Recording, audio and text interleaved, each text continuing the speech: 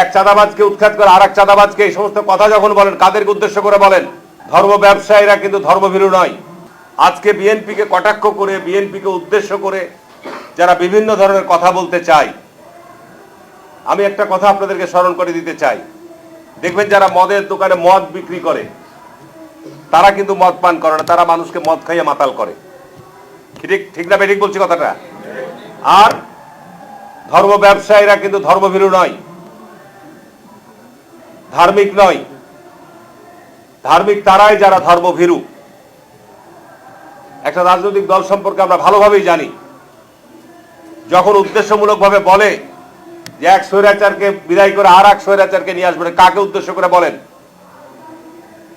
এক চাঁদাবাজকে উৎখাত করে আর এক চাঁদাবাজকে এই সমস্ত কথা যখন বলেন, কাদেরকে উদ্দেশ্য করে বলেন?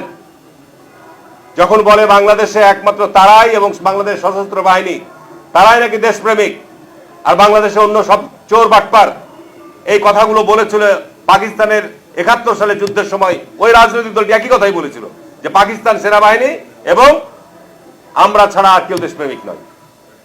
একই কথা তারাই ৫০-৫৩ বছর পর একই কথা তারা বলছে। কি কথাগুলো ঠিক না বেঠিক বলছি? আজকে বাংলাদেশের মধ্যে তারা নতুন করে বিভাজন তৈরির কথা বলছে, আজকে চাঁদাবাজির কথা বলছে বা দখলের কথা বলছে। আমি আপনাদেরকে যদি তথ্য চান, এখানে সাংবাদিক ভাইরা রয়েছেন, বাংলাদেশের বিভিন্ন জায়গায় যাবেন, তাদের যেখানে যেরকম অবস্থান আছে তারাও এই সব অপকর্মের সাথে জড়িত। আরে আমরা তো বাংলাদেশ জাতীয়তাবাদী দল, আজকে যারা এই সমস্ত কর্মের সাথে জড়িত, আমাদের পার্টির অ্যাক্টিং চেয়ারম্যান সুস্পষ্টভাবে আজকে বিএনপির হাজার হাজার নেতা কর্মীকে শুধু বহিষ্কার নয়, তাদের বিভিন্ন দলের পদও তাদের স্থগিত করা হয়েছে। কি কথাটা ঠিক না বেঠিক বলছি? সুতরাং আমরা দীর্ঘ ১৫-১৬ বছর যাবত মাঠে রয়েছি।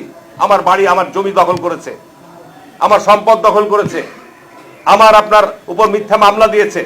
এরপরও বলবো জাতীয়তাবাদী দল অত্যন্ত ধৈর্য এবং সহনশীলতার সাথে এই পরিস্থিতির মোকাবেলা আমরা করেছি।